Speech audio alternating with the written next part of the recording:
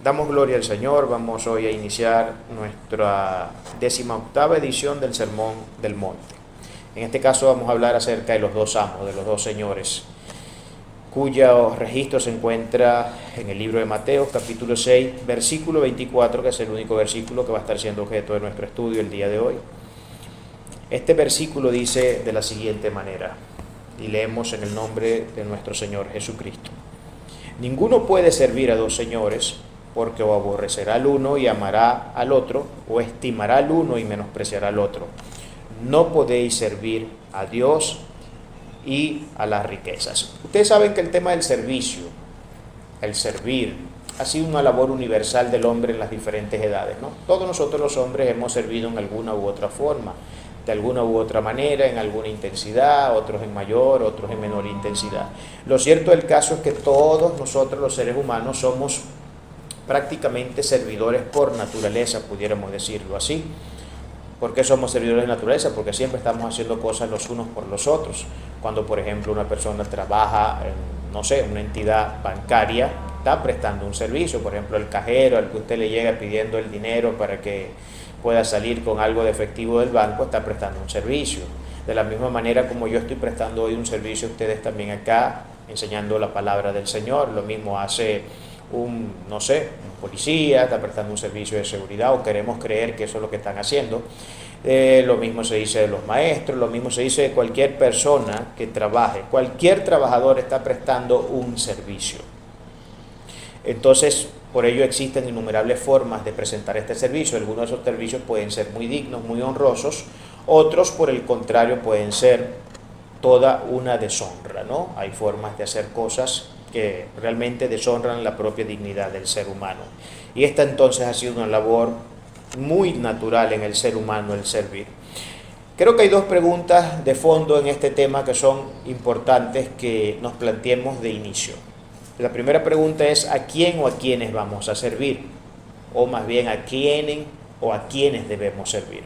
La segunda pregunta, que sería tan importante como la primera, tendría que ser entonces: ¿servir en qué y cómo? ¿Servir en qué y cómo? Estas preguntas para nosotros deben ser obligatorias, puesto que la afirmación que tenemos en el texto nos orienta a que tengamos que hacérnoslas de la manera más urgente posible. Todos nosotros tenemos que hacernos esa pregunta. Cristo está hablando acá, como siempre lo digo yo y como me gusta hablar muy jocosamente, sin pepitas en la lengua, ¿no? Nos ha dicho que existe una imposibilidad entre que nosotros podamos servir a dos señores. Me gusta alguna de las versiones que leí. Algunas de las versiones que leí, en varias de ellas, no menos de 4 o 5 versiones, coincidieron en el punto en que cuando se dice del servicio, dice que no se puede servir a dos señores al mismo tiempo. Hace esa aclaratoria, ¿no? Hace esa aclaratoria, añade eso al texto. Y creo yo que tiene mucho sentido, que no se pueden servir a dos señores al mismo tiempo. Y Cristo, lógicamente, dará una razón muy clara para ello. Sin embargo, yo quiero que entremos un poco en materia y comencemos a escarbar un poco sobre la primera palabra clave que encontramos en la declaración inicial de este texto. Por ejemplo, dice que ninguno puede servir a dos señores. Creo que la primera palabra clave que encontramos en este texto es la palabra servir. Esta palabra en la Reina y Valera presenta un uso muy débil en comparación con el original, que es la palabra douleus. Esa es la palabra original para servir. Y más que servir, significa ser un esclavo. Eso es lo que significa aquí la palabra original douleus del griego. Sin embargo, Reina y Valera la traduce como servicio simplemente. Y claro, existen distancias muy grandes, casi pudiéramos decir que abismales, entre prestar un simple servicio, entre ser un servidor digno, honroso, a ser un esclavo. Lógicamente hay una diferencia abismal ahí.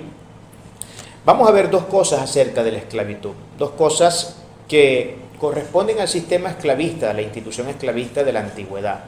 Por ejemplo, ustedes saben, yo no sé si lo sabían, pero creo que yo en alguna ocasión lo habré dicho acá, que por ejemplo en el derecho romano, ustedes saben que los romanos se jactaban de ser los grandes y los duros de la ley en sus tiempos, los grandes y los duros del mundo civilizado. Y claro, como eran los grandes y los duros del mundo civilizado, entre comillas, ellos no podían permitirse cosas tan denigrantes, tan indignantes y poco dignificantes de la condición humana como el sistema esclavista, como la institución de la esclavitud. Por lo que ellos en un golpe jurídico definieron a los esclavos no como seres humanos, sino como instrumentum vocale, un instrumento que habla, una herramienta vocalizada. Es decir, los esclavos para aquellos tiempos en el mundo romano de aquella época eran como decir, imagínese usted una pala que tenga boca y hable, imagínese un taladro con boca que hable, simplemente puede hablar pero no deja de ser un taladro. Luego este no tiene voluntad, no tiene vida en sí mismo, no tiene derechos, no tiene libertades, no tiene absolutamente ningún tipo de prerrogativa ni nada con lo que él pueda valerse para tener una vida digna. Y precisamente eso es lo que ocurría mucho en el mundo antiguo, pero no solamente ocurría en el mundo antiguo, en el mundo no tan antiguo también llegaron a ocurrir cosas muy parecidas y luego vamos a ver un poco sobre eso. Pero la primera cuestión que yo quiero tener claro acá, que quiero que dejemos claro sobre el tema de la esclavitud, es que los esclavos no tenían ningún tipo de derecho y que no eran vistos como seres humanos, sino que eran vistos como herramientas vocalizadas, como herramientas cuyo único objetivo era simplemente alcanzar el fin de sus patronos haciendo lo que ellos quisieran hacer con ellos. Una segunda cosa que habría que decir también importante y bastante interesante acerca de la esclavitud en los tiempos antiguos es que ellos no tenían absolutamente tiempo para nada, no tenían tiempo para sí mismos. El tiempo era absolutamente de sus amos, absolutamente de sus señores, no eran de ellos no podían hacer nada con su tiempo, de tal suerte que ellos no podrían, por ejemplo, decir como hoy en la época moderna nosotros podemos agarrar y tenemos la mayoría de nosotros libres los sábados y los domingos, los fines de semana, y de repente podemos, no sé, planificar una parrillada para alguno de estos días, o ir al parque, o salir al cine a ver alguna película, algo en lo que uno invierte un poco en esa parte de ocio que también es importante en el entretenimiento, pero que a fin de cuentas podemos hacer hoy. Para aquellos tiempos esto era totalmente distinto, no habría esclavo que pudiera decir hoy voy al cine, y no porque no existiera el cine, que de hecho no existía, existían otras cosas que digamos eran una obra de remediación a lo que hoy modernamente conocemos como el cine, pero ellos no tenían tiempo para hacer estas cosas. ¿Por qué? Porque el tiempo de ellos era de su amo, porque ellos no se pertenecían a sí mismos, sino que ellos eran propiedad del amo que les había comprado. Y el amo que les había comprado podía hacer justamente con ellos lo que mejor les pareciera, lo que les diera la gana, lo que ellos quisieran hacer con estos esclavos, y estos simplemente tendrían que obedecer con la boquita bien cerrada, porque en ese caso ni siquiera el instrumento vocalizado podía vocalizar, porque la voluntad del amo, al ser estos propiedad del amo, estaba completamente volcada sobre estas pobres personas, quienes estaban siendo tratadas de la manera más indigna que se puede uno imaginar, ¿no? Entonces, esto es una cuestión que sin duda alguna ha sido uno de los grandes avatares que hemos tenido que enfrentar los seres humanos a través de la historia. La esclavitud no es una institución que quedó enterrada en el pasado. Hay muchas personas que ven la institución de la esclavitud como algo que data solamente de los tiempos antiguos y de la Edad Media, etc.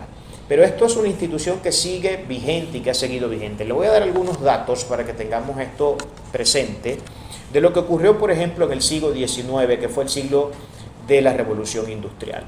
En el siglo de la Revolución Industrial hay cosas muy interesantes que necesitamos aprender, porque aunque fue la revolución industrial y aunque sí, lógicamente nosotros podemos ver que hubo muchas benignidades de que la industria se desarrollara, la técnica, la tecnología, la ciencia, y que todas estas cosas avanzaran, porque nos han facilitado de una o alguna otra manera el tema de la labor humana.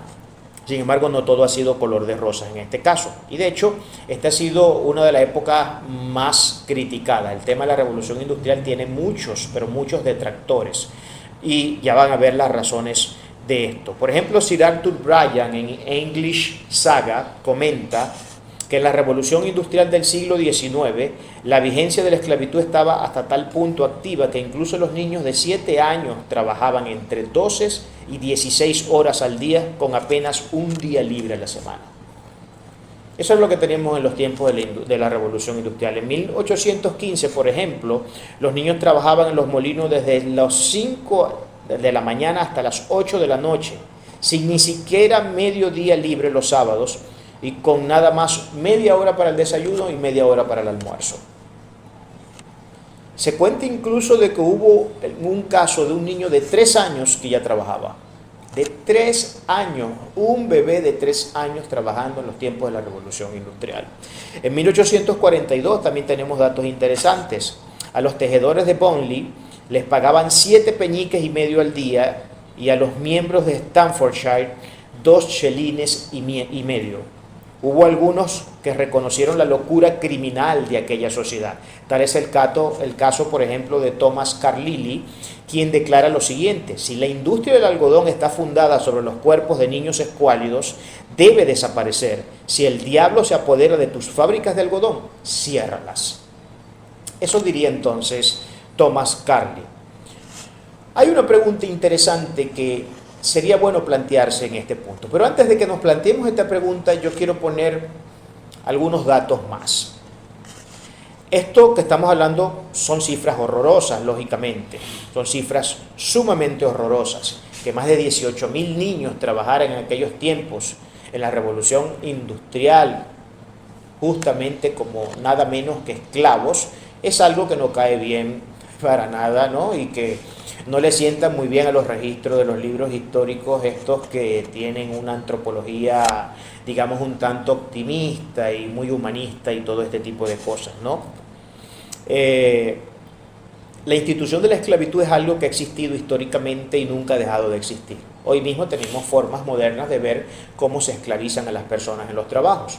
Por ejemplo, hay personas que trabajan 12, 14 horas. ¿Sabe qué tipos de locales comerciales hacen trabajar a la gente mucho tiempo? Por ejemplo, los traquis, los lugares donde se venden víveres, comidas, estas grandes cadenas que existen hoy día, que son de víveres, de comida, de todo tipo de cosas. En ese tipo de lugares se suelen, yo una vez recuerdo que tuve la oportunidad de cruzar algunas palabras con una persona que trabajaba en un supermercado de estos, no recuerdo cómo se llama, de esos que ahora están estampando toda la ciudad con este tipo de comercio, Fiorella.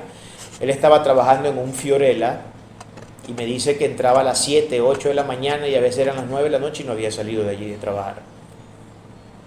Eso es una forma de esclavitud moderna. Trabajar muchísimas más horas de las que se supone que por ley nosotros debemos trabajar, que no deberían ser más de 8, incluso hay países que 6 horas es el máximo del tiempo que se debería trabajar y algunos han desarrollado toda una apología a favor del tema de trabajar no más de 6 horas diarias, porque el ser humano necesita descansar, necesita un respiro, y eso a fin de cuentas termina contribuyendo en mucha más eficiencia del personal trabajador para la empresa. Pero bueno, hay quienes lamentablemente no han entendido esto y eso es decir la mayoría.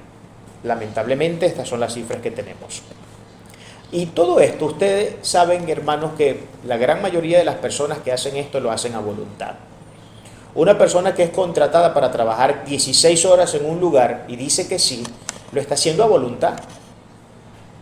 Lo está haciendo a voluntad. ¿Por qué digo que lo está haciendo a voluntad? Porque nadie lo está obligando, nadie le está poniendo una pistola en la cabeza para que se vaya a trabajar las 16 horas que le está exigiendo la empresa.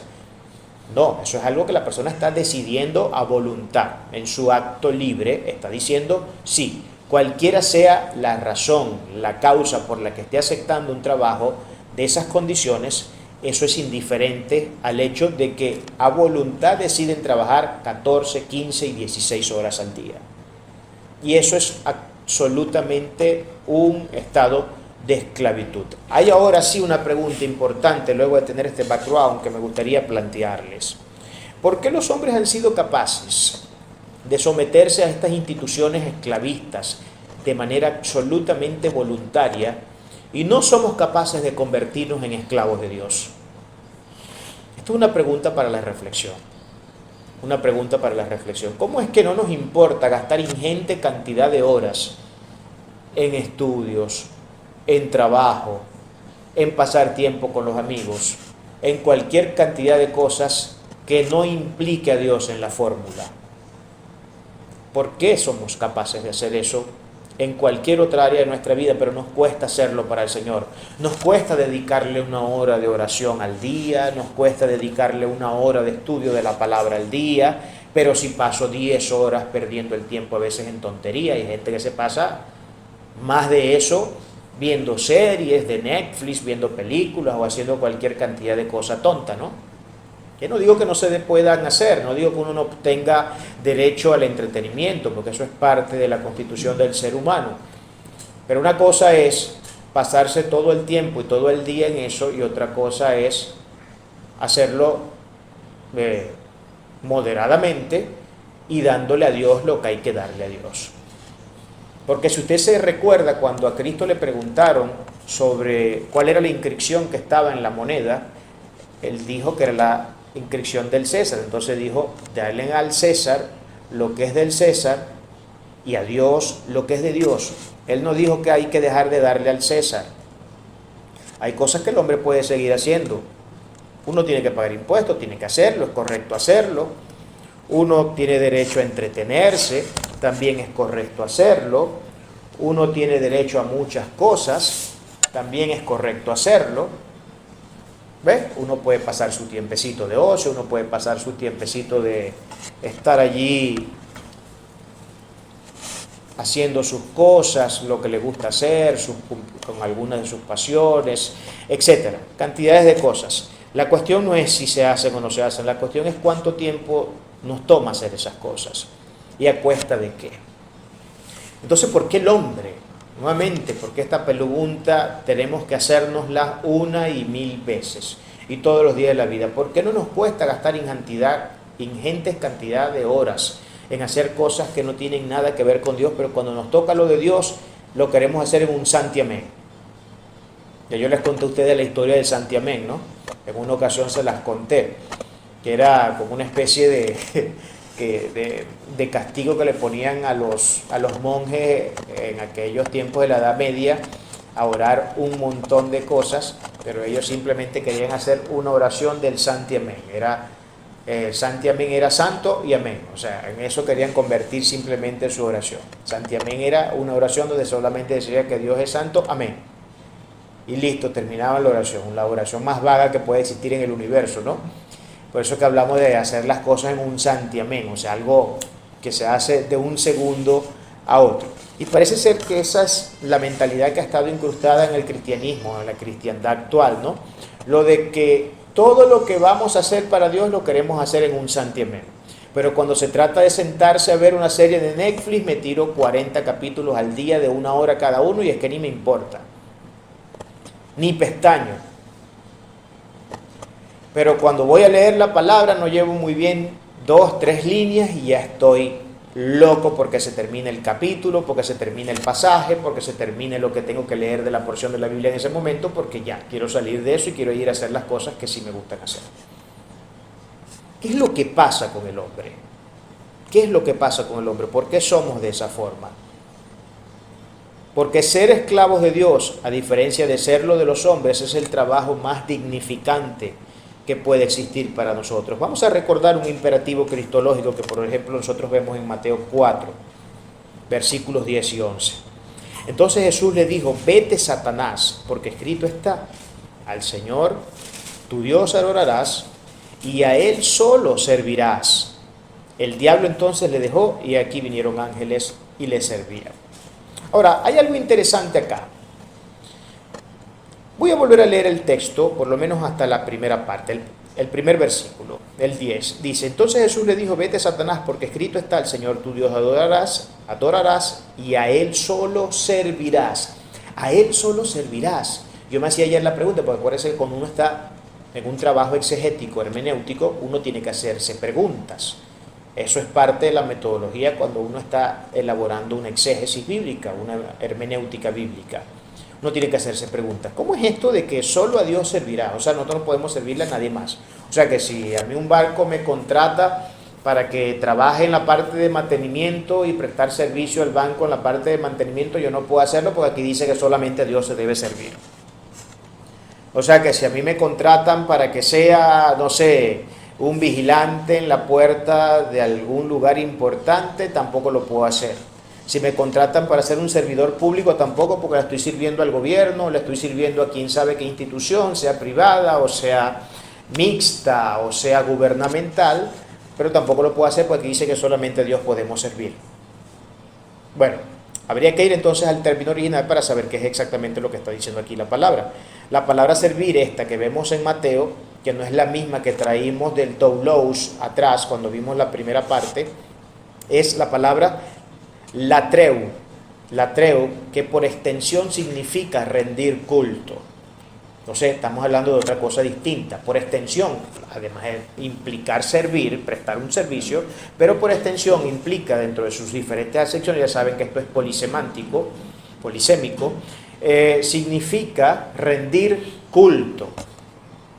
Entonces, claro, aquí podemos leerlo de esta forma el versículo. Entonces Jesús le dijo: vete, Satanás, porque escrito está: al Señor tu Dios adorarás y a Él solo rendirás culto. A Él solo rendirás culto. Está hablando acá de la palabra rendir culto. De tal suerte, hermanos, que nosotros debemos hacer o debemos aprender a ser sinceros con nosotros mismos. Como por ejemplo lo fue Josué. Josué 24:15 declara: y si mal os parece servir a Jehová, escogeos hoy a quien sirváis. Si a los dioses a quienes sirvieron nuestros padres cuando estuvieron al otro lado del río, o a los dioses de los amorreos en cuya tierra habitaréis, pero yo y mi casa serviremos a Jehová. Yo y mi casa serviremos a Jehová. Eso dijo Josué. Y creo que esta es una decisión que todos los días tenemos que tomar nosotros.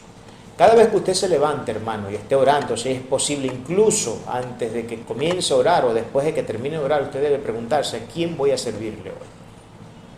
¿A quién voy a servirle hoy? ¿Y cómo voy a servirle hoy? Por supuesto, esto hay que contextualizarlo. Y para ello tenemos que seguir avanzando entonces en la enseñanza. Ustedes saben que hay algo aquí que puede sonar paradójico. Pero la mejor manera de nosotros poder ser libres es ser esclavos. Voy a repetir lo que acabo de decir. La mejor manera de nosotros los cristianos ser verdaderamente libres es ser esclavos. La pregunta es: ¿esclavos de quién y de qué? Bueno, yo creo que esta respuesta no habría ni siquiera que terminarla, ¿no? Ya ustedes sabrán a quién me estaré refiriendo yo cuando digo que debemos ser esclavos. Debemos ser, lógicamente, esclavos de Dios. Miren lo que dice 1 Samuel 7:3. Habló Samuel a toda la casa de Israel diciendo: si de todo vuestro corazón os volvéis a Jehová, quitad los dioses ajenos y a Astarot de entre vosotros, y preparad vuestro corazón a Jehová, y solo a él servid, y os librará de la mano de los filisteos.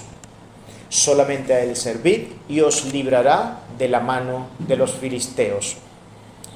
Filisteos acá es representativo de los enemigos del pueblo de Dios, ¿verdad que sí? Filisteos acá estamos hablando de un pueblo ancestralmente enemigo de Israel, de un pueblo que quiso siempre hacerle la vida imposible al pueblo de Dios, al pueblo que había sido llamado y escogido por el Santo de los Santos. De tal suerte, hermanos, en que la mejor forma de nosotros poder ser libres es siendo esclavos de Dios. El que quiera ser libre, realmente, verdaderamente libre, tiene que vivir para Dios, tiene que entregarse a Dios, tiene que hacer lo que Dios demanda que debe hacer. A quien nos sometemos, de ese nosotros vamos a ser esclavos, y debemos tener mucho cuidado con esto. Cada vez que nosotros vamos a decidir someternos a algo, a alguien, debemos preguntarnos cuáles van a ser las implicaciones de ese sometimiento y hasta qué punto nos va a llevar. Y además, ese algo y ese alguien, ¿qué es y quién es? Yo quiero leer un texto que nos va a arrojar mucha luz en ese sentido, que nosotros podemos ver, se registra en el capítulo 6 del libro de Romanos, leyendo desde el 16 en adelante. Miren lo que tiene que decir acá el brillante apóstol Pablo. ¿No sabéis que si os sometéis a alguien como esclavo para obedecerle, sois esclavo de aquel a quien obedecéis, sea del pecado para muerte o sea de la obediencia para justicia? Pero gracias a Dios que aunque erais esclavos del pecado, habéis obedecido de corazón a aquella forma de doctrina a la cual fuisteis entregados. Y libertados del pecado, vinisteis a ser siervos de la justicia.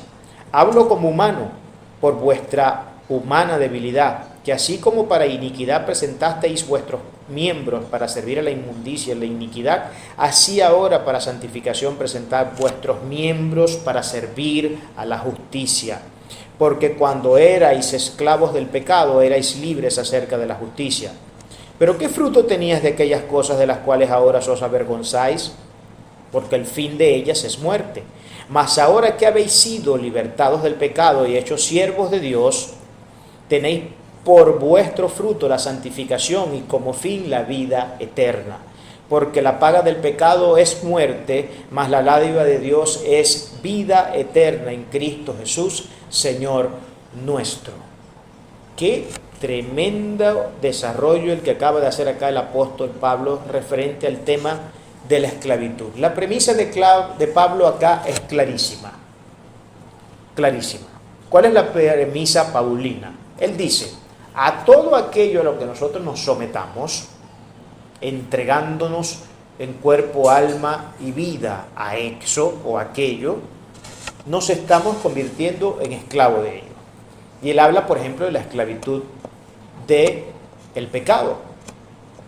El pecado es, de hecho, el sistema esclavista que ha existido desde el registro del primer hombre hasta nuestro tiempo actual.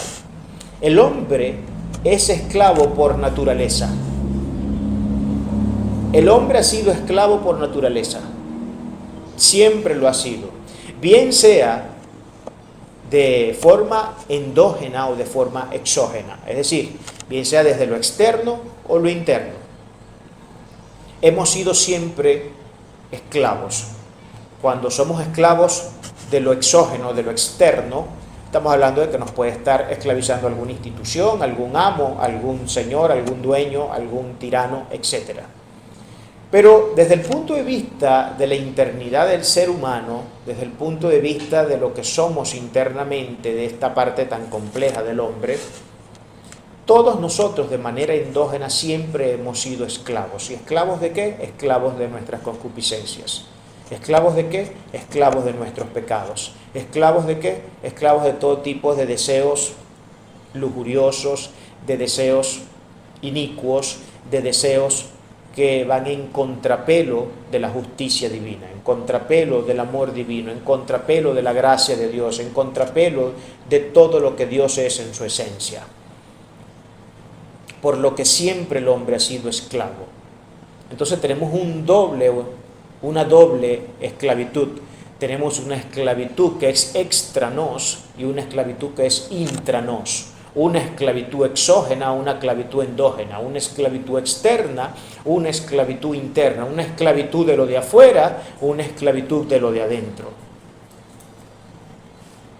El hombre siempre ha sido esclavo. La cuestión, el problema no es ser esclavo. El problema per se no es la palabra esclavitud. El problema per se es de quién y de qué eres esclavo. Porque como les dije hace apenas unos minutos atrás, la forma de ser libre, la mejor manera de ser libre es convirtiéndonos en esclavos de Dios. El que se convierte en esclavo de Dios se hace libre. Es la única forma que nosotros tenemos de libertad. No hay otra manera de poder ser libres. Ahora, Pablo también en todo este texto que acabamos de leer presenta algo que es sumamente interesante, en lo que merece siempre la pena meter mucho la lupa y repasarlo una y otra vez, porque es sumamente importante. Si en los tiempos cuando estabas y obedecías al pecado y eras esclavo del pecado, no te importaba hacer lo que fuese para cumplir con los requerimientos de tu alma desviada de toda justicia, buscando siempre la concupiscencia, buscando siempre la iniquidad y buscando siempre todo tipo de cuestiones que no son precisamente las de Dios, si eras capaz de prestar tus miembros para eso y pudiste ver los frutos horrendos que eso trajo a tu vida, ¿cómo es que ahora no vas a ser capaz de en la justicia, en la luz y en la libertad verdadera de prestar tus miembros para el Dios Todopoderoso, que lo único que quiere es el bien para nosotros? Si fuimos lo suficiente, yo lo decía antes en términos muy modernos y muy propios de nuestra cultura. Yo le decía antes a la gente cuando trataba algo sobre este aspecto, yo les decía, por ejemplo, si antes fuiste lo suficientemente machito para llevarte tu primer pito de marihuana a la boca, ¿por qué no lo eres para tomar una decisión que, lejos de intoxicarte y de acabar con tus neuronas y convertirte en un psicótico loco, más bien te va a liberar y te va a hacer una persona de bien y vas a tener garantizada una vida eterna de bendición? Porque si antes tuviste los zapatos bien puestos y las correas bien ajustadas para tomar las peores decisiones de tu vida, de las cuales hoy te arrepientes porque pudiste ver los frutos completamente contraproducentes que estos fueron para tu vida, ¿por qué ahora te pesa tomar decisiones para Dios? ¿Por qué nos pesa tomar decisiones para lo que sabemos es una inversión para la eternidad de la bondad divina? ¿Por qué nos cuesta? Esta es la pregunta que Pablo retóricamente está planteando a esta gente acá, a los romanos. Una pregunta sumamente interesante. Porque lo que Pablo está en trasfondo diciendo acá es, así como tuviste la fuerza, el poder y el dominio para tomar las decisiones que tomaste en los tiempos cuando estabas perdido, esa misma fuerza, ese mismo poder, tú puedes volcarlo ahora en una orientación distinta y buscar más bien la libertad de tu alma perdida. Eso es lo que Pablo está diciendo. Es una presentación brillante del apóstol. Y es, creo, algo en lo que todos nosotros debemos reflexionar. En el mundo hice esto, en el mundo hice aquello. Nunca me importó lo que dijeran, lo que hicieran, lo que me pasara.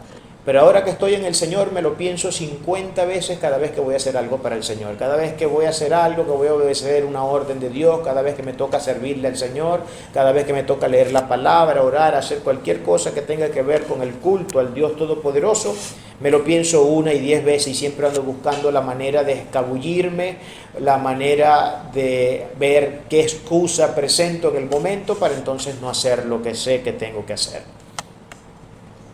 Es lamentable, es muy triste, pero esa es la realidad.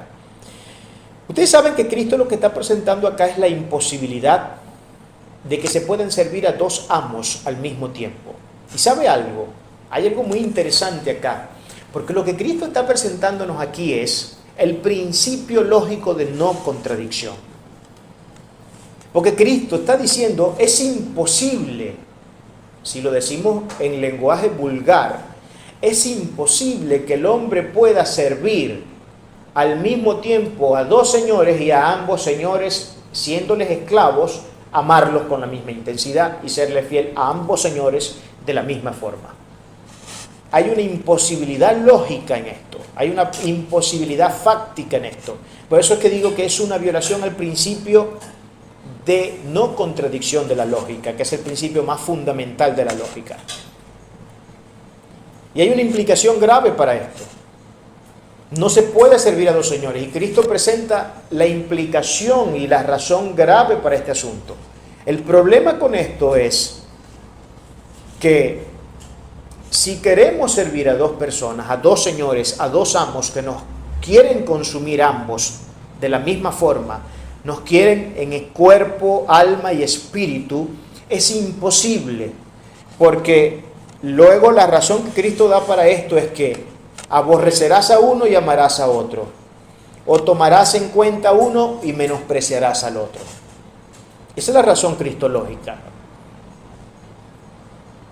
Hay acá una violación entonces del principio de no contradicción. No se pueden servir a dos amos, no se pueden servir a dos señores a la vez. Y acuérdense que señores en ese tiempo, hablando en el contexto del término o del pasaje que estamos tratando, acá señor no es el señor de ese uso de la palabra señor que nosotros le damos para tratar con respecto a alguien que tiene canas. No estamos hablando de ese señor. La palabra Señor ha tenido diferentes connotaciones a través del tiempo, a través de la historia.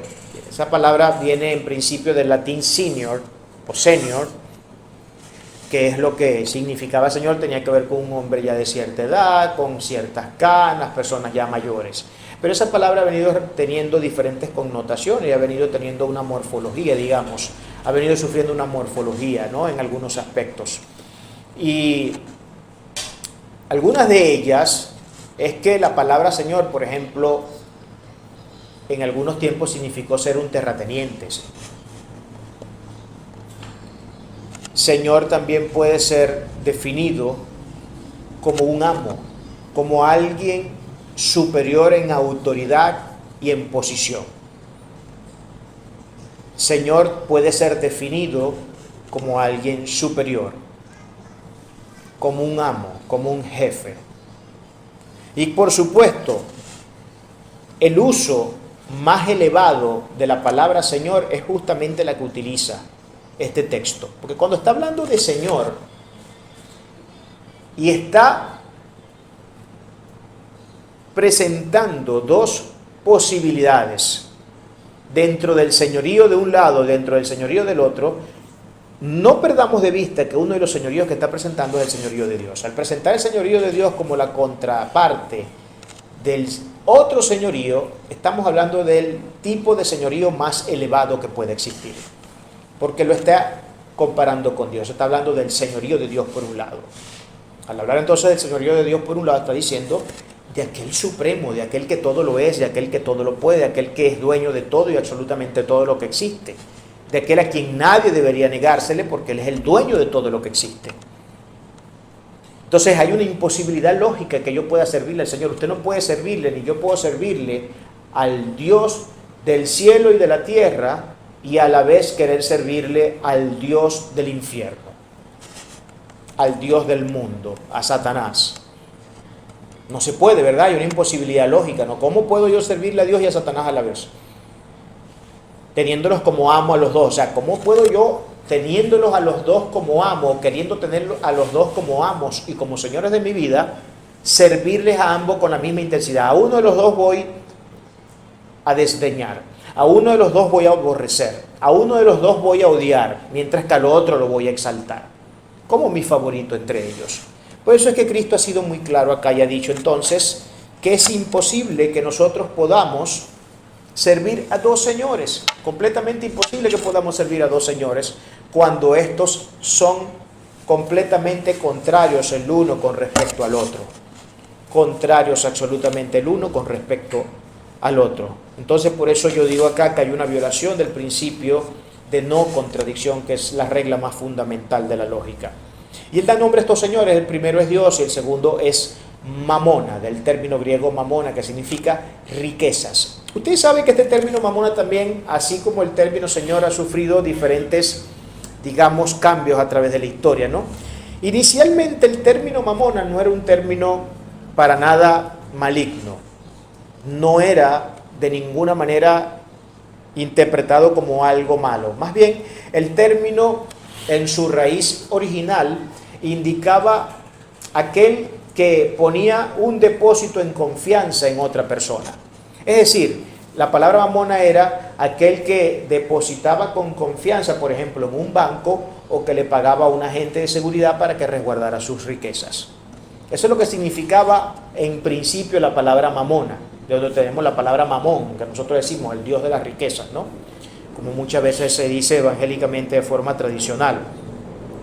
Entonces, esto era lo que se hacía. Sin embargo, esta palabra fue adquiriendo algunas otras connotaciones, ¿no? Pero este era inicialmente la definición del término, no era algo malo. De hecho, era tan bueno que los judíos decían, los rabinos decían, que tuviéramos, ellos decían, por ejemplo, tenían un dicho que decía que el mamona de tu prójimo te sea tan digno de respeto como el tuyo propio. Así decían los judíos rabinos. Pero con el pasar del tiempo, mamona dejó de significar lo que significaba confiar algo, a alguien, para convertirse ahora en aquello en lo que uno pone su confianza. Estamos viendo cómo se invirtió por completo la cosa, ¿no? Antes significaba depositar en confianza algo en alguien, ahora significa poner toda mi confianza en eso.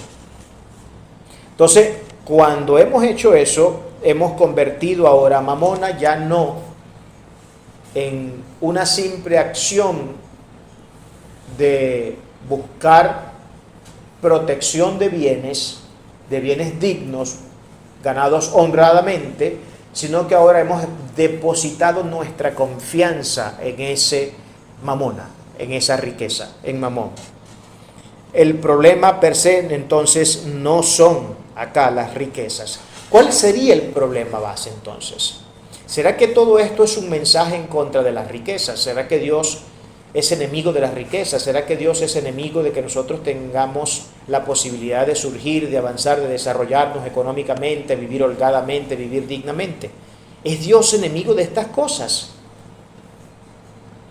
¿Quiere Dios que nosotros vivamos de manera miserable toda la vida o quiere Dios que nosotros nos desarrollemos, avancemos y tengamos mejor estilo de vida cada día? Porque, cuando vemos este pasaje, algún descarrilado, algún despistado podría llegar fácilmente a la conclusión de que entonces Dios está dando acá un voto a la pobreza. Y de hecho hay muchas personas que interpretan el Evangelio en parte como un voto a la pobreza y creen que ser pobre es la manera más digna de vivir el Evangelio. Lamentablemente eso está en la mentalidad de muchas personas. Pero no hay nada más antibíblico que eso, porque eso no es lo que el texto está diciendo. Voy a leer lo que dice Pablo a su siervo Timoteo en su primera carta, capítulo 6, y vamos a leer del 9 al 10. Porque los que quieren enriquecerse caen en tentación y lazo. Miren lo que dice acá Pablo. Los que quieren enriquecerse caen en tentación y lazo, y en muchas codicias necias y dañosas que humillan a los hombres en destrucción, que hunden a los hombres en destrucción y perdición. Porque la raíz de todos los males es el amor al dinero, el cual codiciando algunos se extraviaron de la fe y fueron traspasados de muchos dolores. Traspasados de muchos dolores. ¿Cuál es el problema que Pablo está presentando aquí con las riquezas? Porque alguno podría decirse en este punto, pero parece ser que Pablo no estaba en sintonía con el mensaje cristológico. Parece ser que Pablo no estaba en sintonía con Cristo.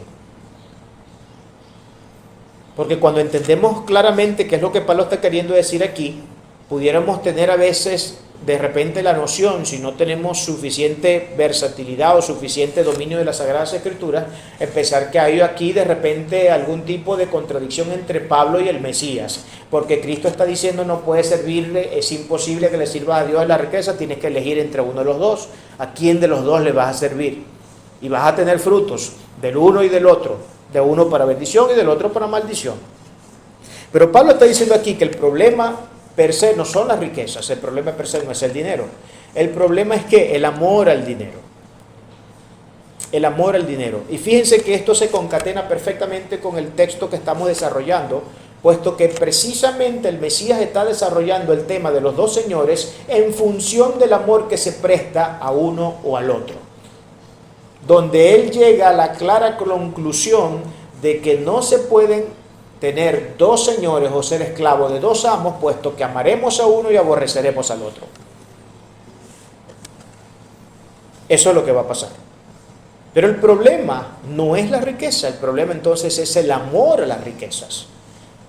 Porque cuando nosotros comenzamos a amar las riquezas es cuando entonces se levanta el dios Mamona. Se levanta el dios Mamona, se levanta el dios de las riquezas. Y hemos creado un Dios a nuestra imagen y semejanza. ¿Cuál es la imagen y la semejanza de aquel cuyo Dios es Mamona? Codicia y avaricia. Esa es la imagen y semejanza. La codicia y la avaricia. Como pudimos ver entonces, Dios y las riquezas que conquistan el corazón del ser humano son enemigos a muerte. Son enemigos a muerte. Cuando el corazón se ha volcado en amor a los bienes materiales, al dinero y demás riquezas, se ha hecho con ello Se ha creado un Dios a nuestra imagen y semejanza. Un Dios de la codicia, de las ambiciones desmedidas y de la avaricia. La premisa bíblica es categórica al afirmar que a quien nos sometemos en entera obediencia nos esclaviza. ¿Quién puede negar que Mamón es el Dios de millones de seres humanos? Y no solo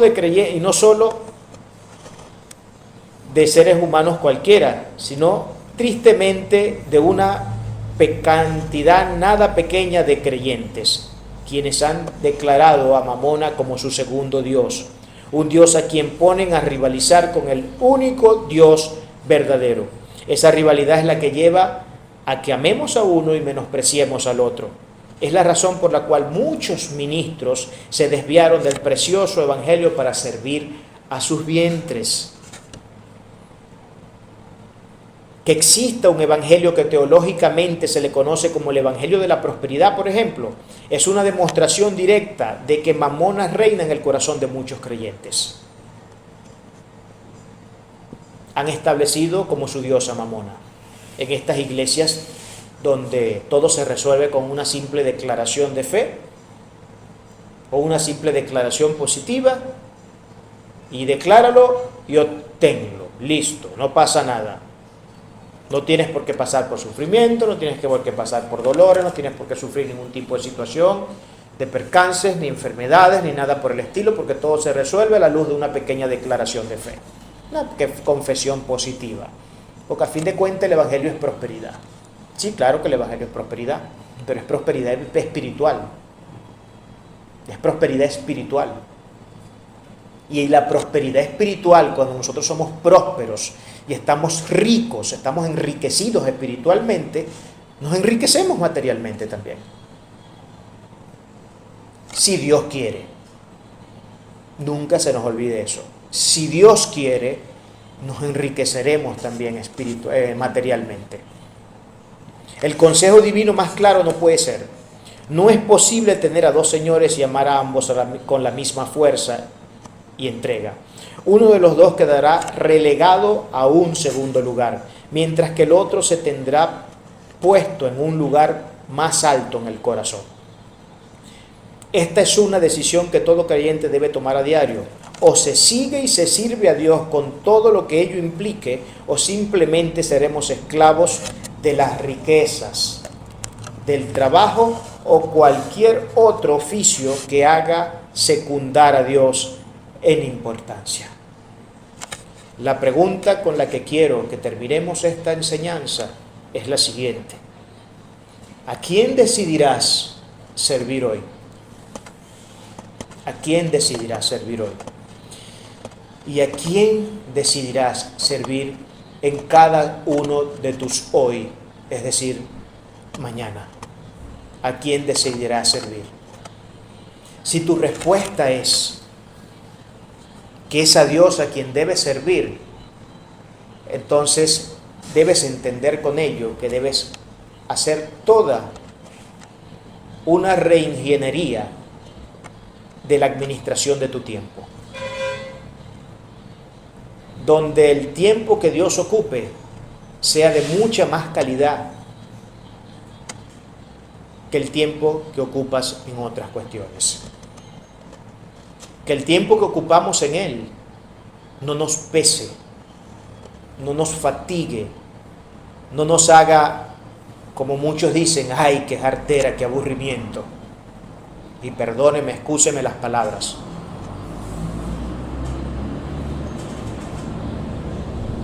Yo quisiera, hermano, ojalá, y mucha gente que dice ser cristiana y que predica el Evangelio de Cristo, amar a Dios como aman, por ejemplo, ver series de Netflix, o ver novelas, o ver películas, o ver cualquier otra cosa. Porque el hombre, ya lo habíamos dicho en la enseñanza pasada, el hombre es materialista por naturaleza. Es materialista por naturaleza, así como también es esclavo por naturaleza. Entonces nos quedamos con esta pregunta: ¿a quién decidiremos servir en el día a día? ¿Serviremos al Dios Todopoderoso, cuyas riquezas espirituales son vastas y suficientes para desarrollar nuestras vidas y llevarnos a la plenitud del varón perfecto? ¿O serviremos a Mamona, cuya felicidad es momentánea y se esfuma así como en el horizonte de repente el sol sale una mañana, pero a la hora de la tarde se oculta y no lo vemos más? O como la neblina que en un momento está y al otro se disipa. O como el humo que en un momento sale, pero luego se disipa también. ¿A quién decidiremos servir? Esa es nuestra decisión. Que el Dios Todopoderoso nos guíe en esta hermosa labor y en este hermoso peregrinaje. En el nombre de Cristo Jesús. Amén.